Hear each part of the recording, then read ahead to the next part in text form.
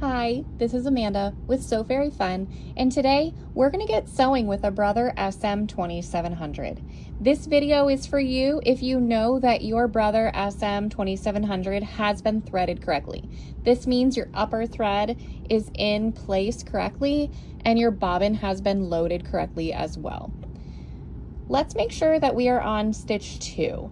To do that, you just turn this dial to the right or the left until you get to stitch 2. Most beginner projects are going to call for a straight stitch. So double check that this little gray triangle lines up with the 2. Next, let's check our dials up top. Stitch length is your dial that's to the right. Most projects, a 3 is perfect. It's not too big and it's not too small.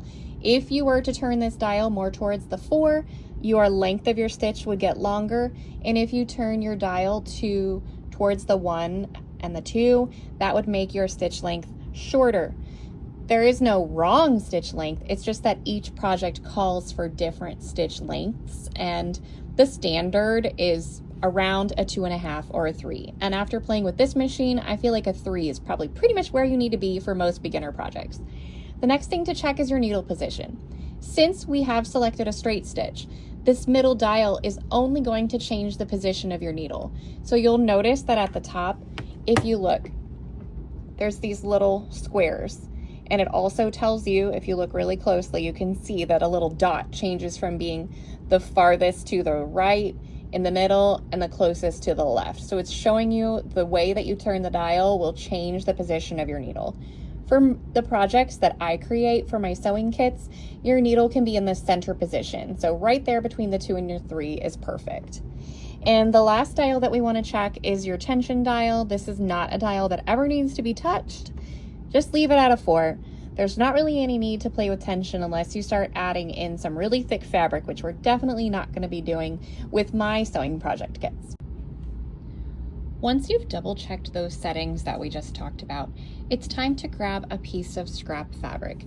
I have one long piece of fabric that I have folded in half to make 2 layers.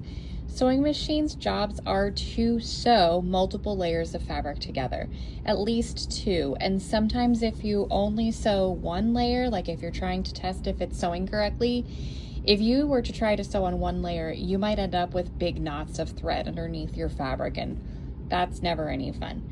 So it's just best to make sure you have 2 layers of fabric.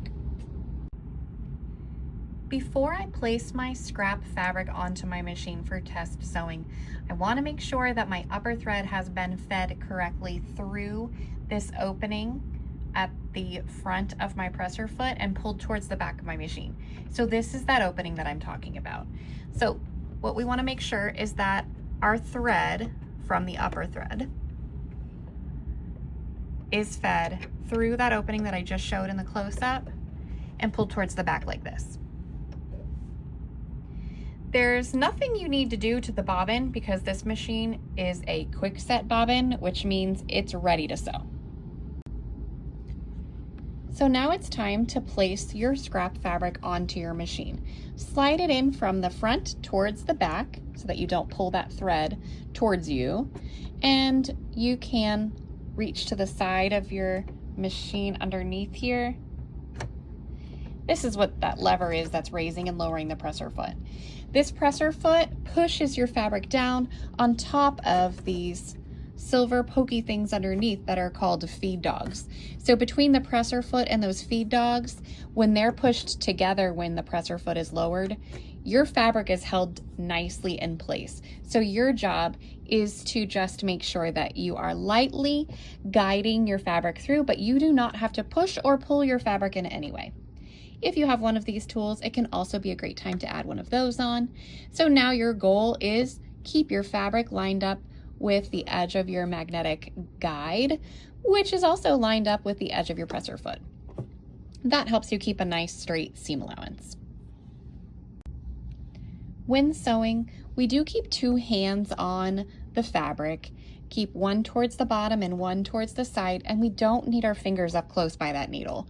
Think of this gray box almost like as if it has caution tape around it. Your fingers don't need to cross that line while you're sewing. So just make sure that you're staying focused, paying attention, and keeping those hands a nice safe distance guiding your fabric along. The next thing I'm going to do is I'm going to reach to the side of my sewing machine and I'm going to turn that wheel towards me. That is going to lower my thread down into my fabric. What you saw me do was reach back and hold on to my thread tail because I noticed when I started to turn this wheel, that's going to also pull your thread. And I just wanted to make super sure that I had a long enough thread tail back there. Sometimes if it's not a long enough thread tail, when you do this part of lowering the needle down into your fabric, it can suck that thread right through the needle eye and then you have to thread it again. So just something to be mindful. Leave a nice long length of thread tail behind so you don't have to re-thread. So once you've lowered your needle into your fabric, now it's time to sew. To get sewing, you're gonna slowly and gently push that foot pedal down. You don't wanna slam down on the foot pedal because then that's gonna make your machine sew really, really fast. So just have a nice slow pressure until you start to see that that needle is gonna start going up and down. We wanna keep both hands on our fabric, a nice safe distance from our needle, all the way to the end of my fabric. When you get to the end, you can raise your presser foot. If your needle is down inside of your fabric, turn the wheel until it is back up out of the fabric. And then we're going to pull pretty nice distance away, at least I would say 5-6 inches away so that you have plenty long enough of a tail. And then you can use the thread cutter here on the side of your machine to cut your threads, or you could use a scissors. And here's where you want to make sure you grab both of those tails and again pull them back towards the back of your machine so that it's ready for the next time you sew.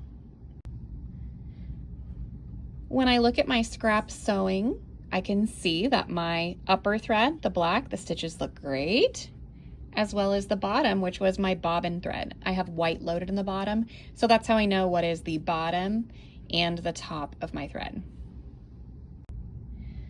The last thing we need to talk about before you're ready to sew your first project is locking stitches. So to lock stitches, we're gonna follow those same steps, but we're gonna add in one more thing. So when you place your fabric underneath your presser foot, we're going to go pretty close to the top edge of your fabric so that we're sure we've caught all of the fabric in our stitches. And then I lowered my presser foot, and I'm once again gonna lower the needle down into the fabric. Now this time I'm gonna sew forward for just a few stitches. There's not an exact number you have to sew forward. It's just a few stitches. So you're gonna see me sew forward just a little bit and then I'm gonna stop. And now I'm gonna push this lever down. This is my reverse button. So when I hold this down and I push the foot pedal, the machine is going to sew backwards like this. I'm reversing about the same number of stitches that I just went forward. And now I'm going to continue sewing forward until the end of my fabric. When you get to the end of a line of sewing, you're going to lock your stitches again.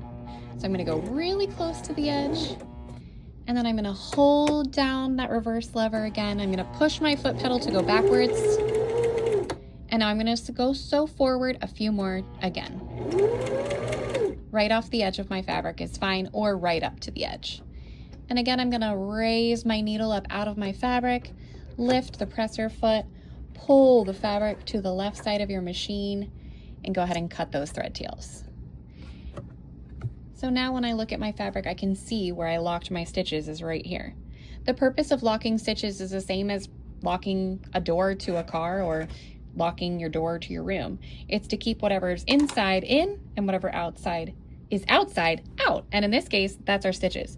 I don't want these stitches to come out, so I lock them here and here so that the stitches stay where I put them. If you're feeling comfortable with your test sew and you're happy with how it turned out, that means you're ready for your first project. Have fun!